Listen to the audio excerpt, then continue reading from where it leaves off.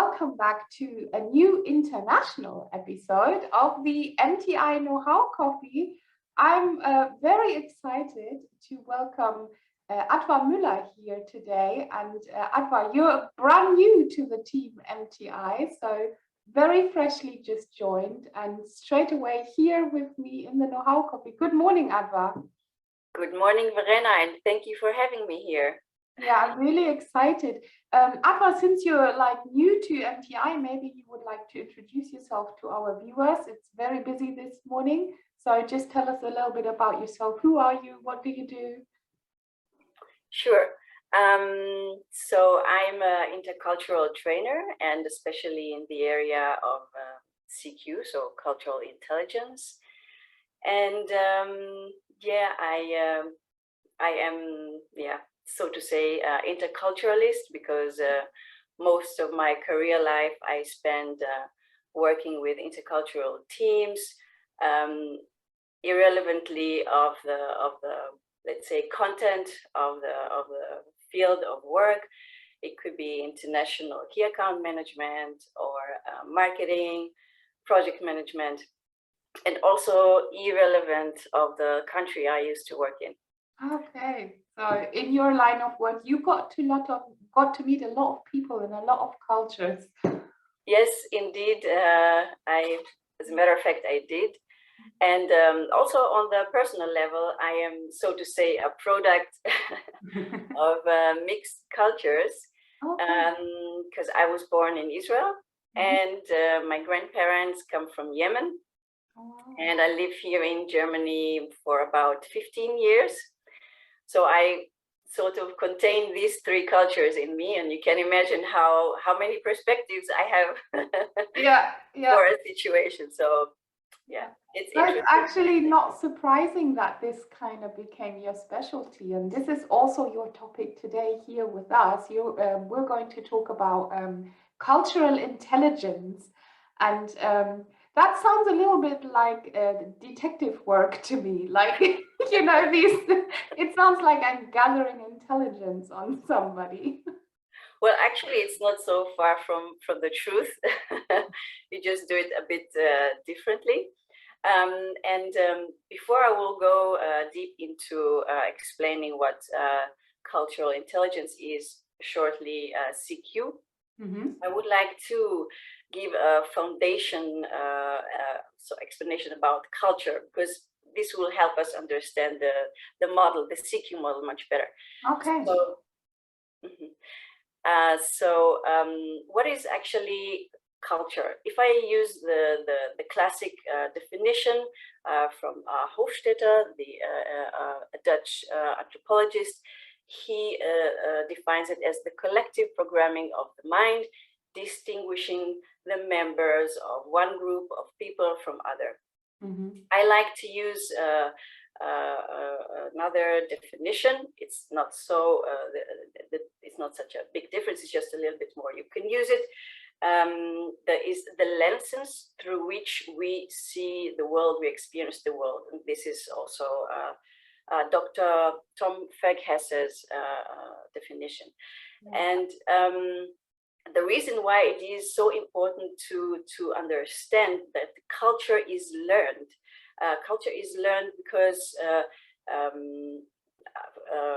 how to say, we were not born with it. So the values, the norms, the standards we got from our parents, since they had the interest that we will fit in this particular society, which is family. And then it grows, of course, to school, job, and so on.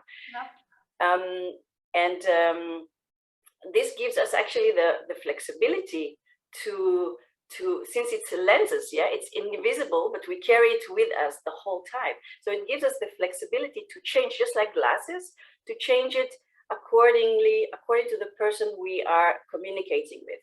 Oh, so we could actually carry a couple of different glasses with us and change them depending on where we are, what we do.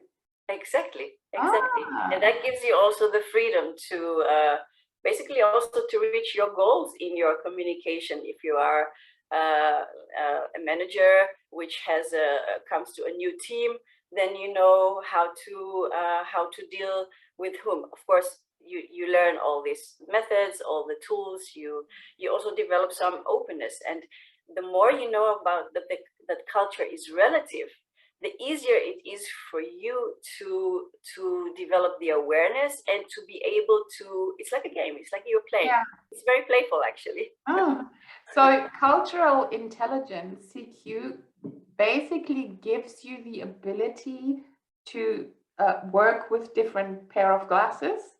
As well as, yes. And of Oh. course, the preconditions are your awareness of the fact that culture is relative. Mm-hmm. Yes, so the CQ method is basically, it's a holistic method which shows us how to navigate successfully across cultures, irrelatively of the industry which you are operating in, irrelatively of the countries you wish to cooperate with. It is built, or let's say composed from 4 different capabilities. And the first capability or element, let's say, is the CQ drive. Mm-hmm. CQ drive is basically the motivation of, like, it shows what is your motivation regarding other cultures which you are interacting with. Are you intrinsic motivated or extrinsic? What does it mean to be intrinsic motivated? It means I am naturally engaged. I am naturally curious. I want to know about different cultures. I love traveling, curious about languages, different kinds of foods. This is just, shows your inner, let's say, attitude. Yeah. And for some other people which are extrinsic motivated, their main motivation, let's say, or level of interest comes from what's in it for me. What will I gain for being interested interculturally or having this position? Will it give me more prestige? Will it give me promotion, a better salary, and so on? So we have these 2 aspects. And this first element, CQ drive, is also for recruiters very important, because when they need a person for personnel for positions with international, let's say, character or tasks, then it is good to find out already from the beginning which level of interest this candidate in front of me has. So it's like a prevention tool. Oh, okay. So the first element, CQ drive, is basically an element, a personal element. It's for me. So it would describe my intention, my attitude, and the way I look. Why am I interested in cultures? Why do I do it? So that's basically inward facing, actually, CQ drive. Exactly. And being intrinsic motivated actually is it helps you afterwards solving problems which are, since you are intrinsic motivated, then you are more creative, you're more open, you're not blocked. So you're not thinking about what is it for me, but what can I bring? What can I do in the situation? How can I improve things? So it's so what is the second CQ drive? Mm-hmm.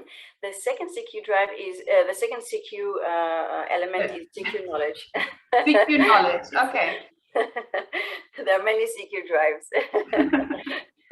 Yeah, it's the CQ knowledge, which basically here we look at what are the similarities or differences between me and the other group which I need to communicate with, group or person or a partner. Here I see who is actually standing in front of me, and I see what I need to be aware of, as well as how knowledgeable am I regarding the person sitting in front of me. So that's basically the outward position. So CQ drive inward, and then I have the knowledge. That's a little bit like the gathering intelligence part. Is it like, where is that person from? What, you know, what country, what culture? Is it that, to know what's in You front got of it. you? You got it.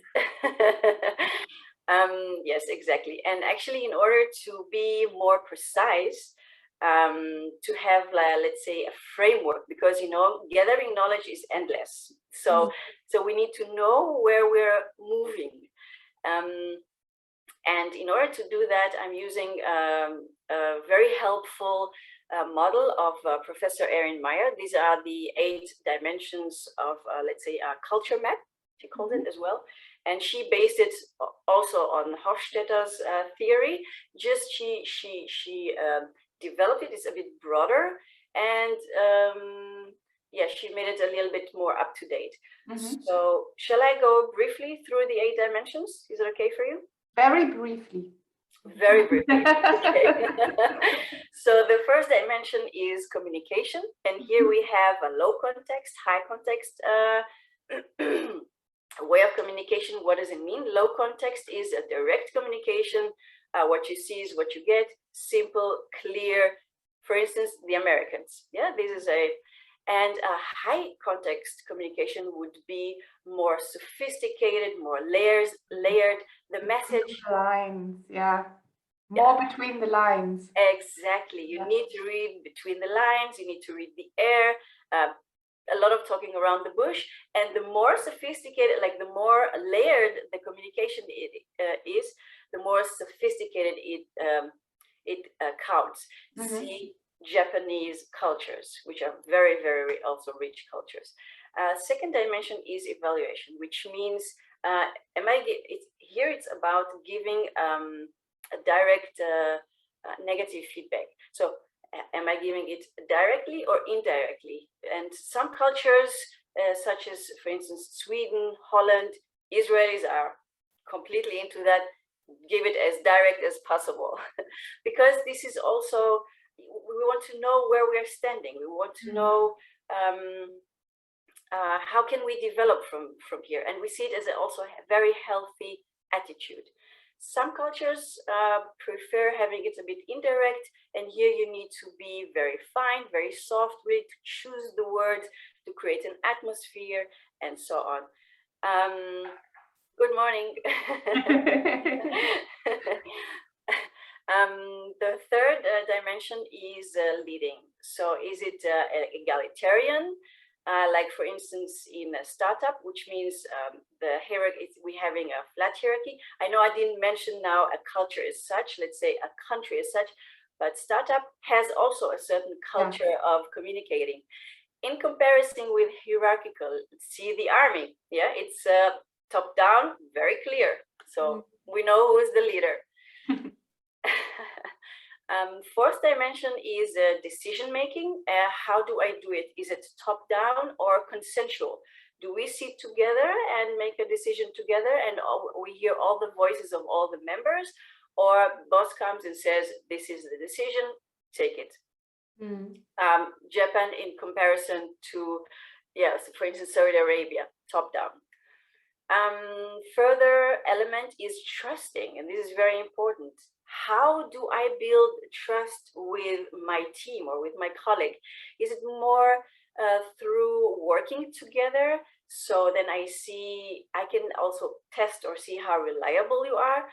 Or is it while meeting in the coffee machine, having a coffee, or meeting in the Mensa, having lunch together, which takes also more time. So is it task-based or is it relationship-based? So task-based would be, for instance, Denmark, Germany. Relationship-based would be like Mexico, Asia, Saudi Arabia, and so on. With disagreeing, which is the next element, it could be confrontational, like we are confronting or we are avoiding. So some see, for instance, confronting as something which breaks the group's harmony, so they would prefer avoiding it, such as Japan. It has to be harmonic, it has to be, the communication needs to be to flow. Persuading is a further element, which is either is it principle based or application based. So it means, do I need to first to hear the theory, and that will be, for instance, in Germany, first explain me the theory, and then I want to know the result. Or in the US, for instance, first talk to me, what is it all about? And then tell me, how did you come to it? That's true, actually. They first want to know, okay, what's the final result, and then exactly. So show me the money, show me the product first. Show me the money. How you came to it. The last element is scheduling, of course, time. So is it linear or flexible? So when I would go to Switzerland, it is completely linear. So if it's 9:21, we will meet at 9:21. And if it's Spain, then you know that you can take 10-15 minutes, like bits, take your time. So it's a bit more flexible. Yeah. So in CQ knowledge, I have to make myself aware who's standing in front of me, where is he from, and how does his culture stand in these 8 dimensions.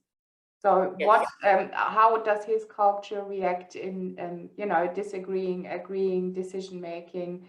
So it's actually, I really have to do a lot of detective work.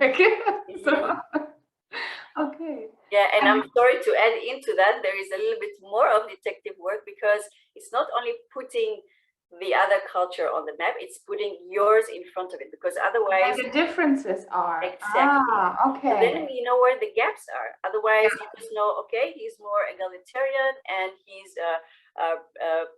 more principle first. But how is it in comparison to my culture? So where can I learn? What do I need to learn, actually? Where are the differences and where are the similarities?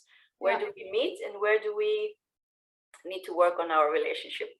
I can imagine that's very helpful if, like, for example, I'm negotiating contracts with completely different cultures, for example. So we have CQ drive and CQ knowledge. So you said there are 2 more elements. There are 2 more. So we have the CQ strategy, that's the 3rd ingredient, so to say.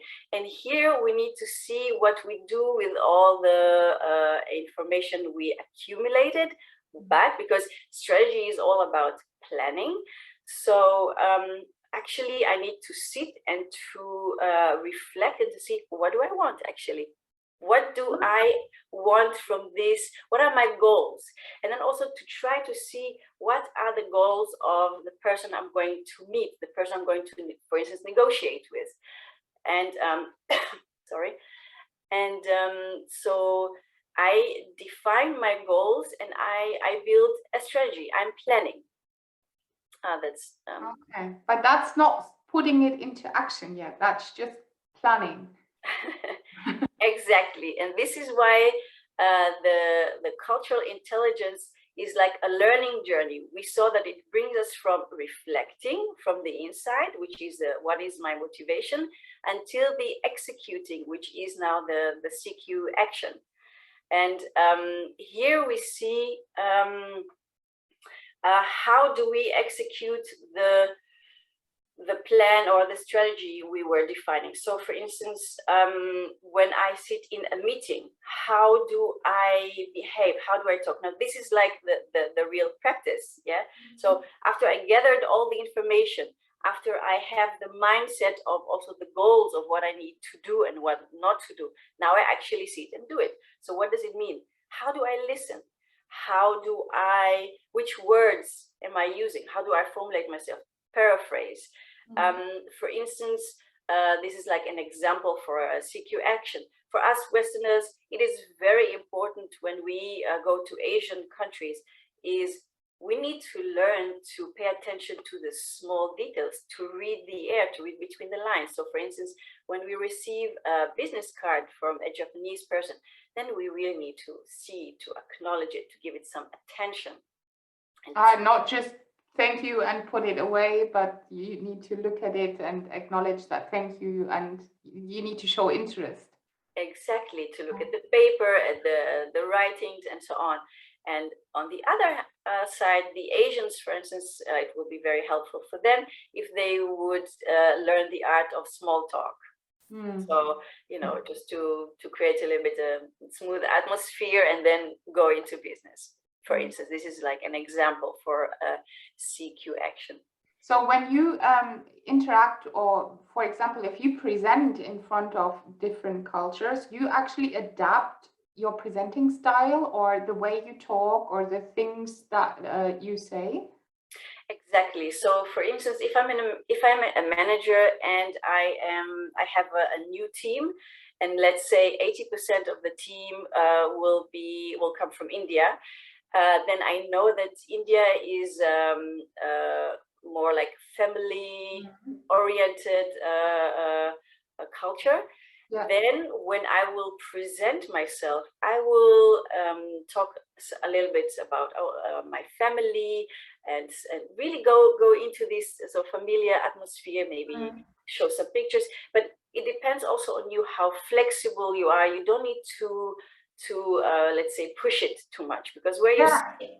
Yeah, that's just because we're nearly at the end, but I do have one question, because I think in this instant with these dimensions, and I know that the dimensions are described, you can read them, and they're also I think nearly every country of the world is like you know, listed in these dimensions, how high they are here and there. But in practice, how do you avoid stereotyping? Because I can imagine that that's very easy to fall into. Yes, actually, we all have it, whether we like it or not. Well, first thing is being aware. What we said, when we talked about the first element, is the CQ drive. Then yes, you have this awareness that it exists, that you have it. And what could be like on the practical level is if you really sit down and make a list. What are the benefits? What could be the benefits when for you to understand or to have a good communication with the person whom you have the stereotype with? Second thing is what we said already before, the CQ knowledge, is you find the similarities. Okay, I understand that I don't understand. I understand that maybe there are, I don't understand the culture. Yeah, this is why maybe as my knowledge is incomplete. Yeah, this is why the stereotype is coming from, among others. So if I would sit and find some similarities, it will already reduce the gap, and it will create a community where we can meet. Can be only one or two things. It doesn't have to be like a whole story, just where we can exchange a few words and it will already, let's say, melt the ice. Yeah, great. I find it so very interesting. Adva, do you have a recommendation for people who would like to know more about this dimensions and culture? Is there something like some information resource that people can use? Yes, actually I do. Two wonderful books. One I mentioned already is from Professor Erin Meyer, the culture map. And a further one which talks more about the CQ intelligence is from Dr. David Livermore, and it's Leading with Cultural Intelligence. That's the name of his book. And we will link these. Yeah, I will link these two books in our YouTube information box at the bottom. So if you are interested, you can check these books out. If you would like to know more about cultural intelligence, you can contact us anytime. I'm more than happy to make contact between you and Adva Müller. And yeah, thank you for joining me today in the MTI KnowHow Coffee. We're at the end. I hope you had a great time. Adva, thanks for joining. Thank you for inviting me. I enjoyed it. And now I just left to say, enjoy your day, and I will see you next week. Bye. Thank you. Bye.